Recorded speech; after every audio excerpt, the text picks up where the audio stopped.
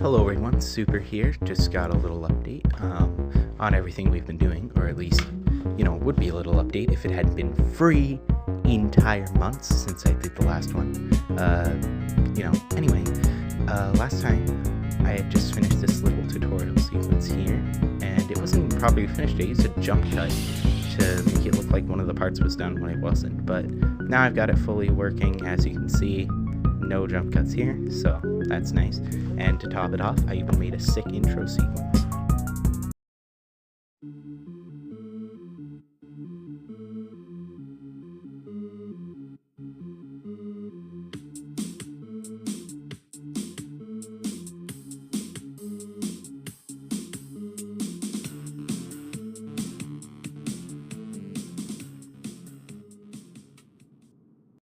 Moving on, you can now in fact skip the John from IT intro cutscene as well as the other intro cutscene, but it does hurt his feelings as you yell at him very loudly to do so. Shut up!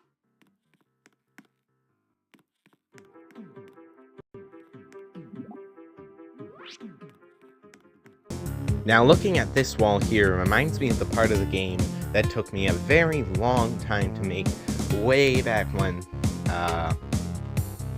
it was going to be the cover art of the game. It was the cover art of the devlog, and it just looked really nice. But unfortunately, I had to delete it because, well, it didn't work. So this is all that's left of it. The issue was really the physics. The crates would not stay on the rails no matter what I did. I suppose I could have forced them with a script, but I don't know. Now the elevator just takes you straight to the main lobby of the game. Now let's move on to the levels, which I'm calling tests. When we were first making the game, I was really paranoid because it does seem kind of similar to Portal, so, to even have it in name be called tests would just really set me off. But you know what? It's fine. It is similar to Portal. It is a Portal-like game. But the premise is different. The characters are different. Pretty much everything is different. So I think it works. This is the first test. It's pretty simple. I'm not going to show the solution or anything. But if you're watching, the video, you would know. So I really wanted to nail the aesthetic with these tests, and I'm not even sure I did a very good job doing that. As you can see, the walls are pretty plain. You really just aren't getting the feeling that I want you to get, but that's fine, I guess. It would have taken a really long time to put that much effort in. What did take me a very long time is the hallways you're seeing here. For a while, I wasn't doing any work on the game because I wasn't sure how you were even going to get to the levels, how the game was going to start and end, what your driving force would be. Those were the things that were very, very hard to figure out. But I ended up just settling with having a sort of hub world, and that's also part of the reason I removed that one section of the game, because saving's kind of hard to, really hard, probably the hardest thing to learn in scripting with Roblox. So I just decided, the tutorial, it's pretty easy to do. You can skip the cutscenes, and if you want to try the game again, you can just get right back to where you were in 5 minutes. So, not too hard. Especially if you know the test solutions. You're not gonna forget the knowledge. It kind of sort of like Outer Wilds, if you've ever heard of that game. You can indeed beat the game in 5 minutes if you know how to beat the game. That's why the entire point of the game is figuring out how to beat the game. Every time you complete one of these levels, you get a USB, which you can plug into a vault door. Plug in all of them, and the vault door opens, and you win the game. Pretty simple. Pretty hard to code. I did eventually figure it out, though. Testing to see whether all of those were in just wasn't working for a reason that's beyond me. I really think that it might just be an issue with Roblox itself.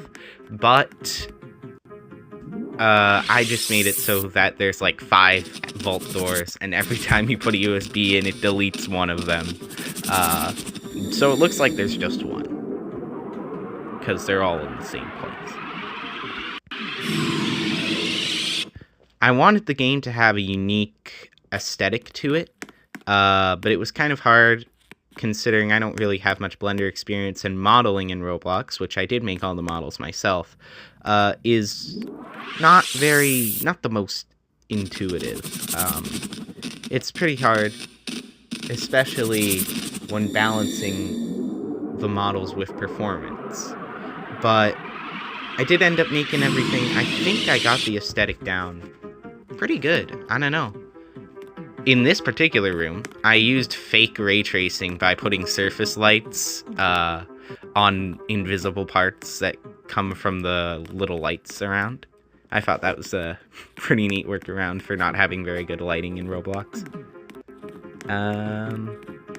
Other than that, there's not much else I want to say about the aesthetic. One thing I do want to talk about, though, is the lack of enemies in the game. I just couldn't find a place to add them. I made one to start off with, and I made a test surrounding it, and that's the only one that's currently in the game. I could make more. I did make more, but I couldn't find a place to put them that fit, so I just decided that one enemy was good enough. And besides, it kind of fits the vibe more to have for the facility to be less lively, at least in the future part of the game. This is the enemy, by the way. His name is Bob. You should say hi to Bob. He's a very nice guy. He will vaporize you. He also sings a nice little tune if you listen very closely. Let me turn up my volume here. There we go. I'm recording this after.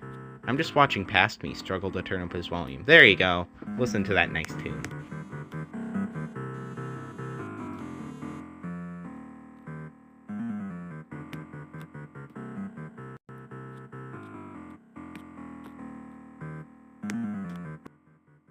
Speaking of tunes are the next thing I want to talk about.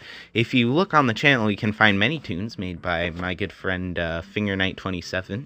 He's very cool. You can find him on YouTube. All he even asked for was credit, so I mean, you can't get a better deal than completely free for the music. And everything he makes absolutely slaps, from the little tune you just heard, that turret humming, to the bits and boops that the computers in the game make, to the TVs. Pretty much everything is absolutely peak. So I'd suggest when you're playing the game, just listen carefully. You might hear some nice...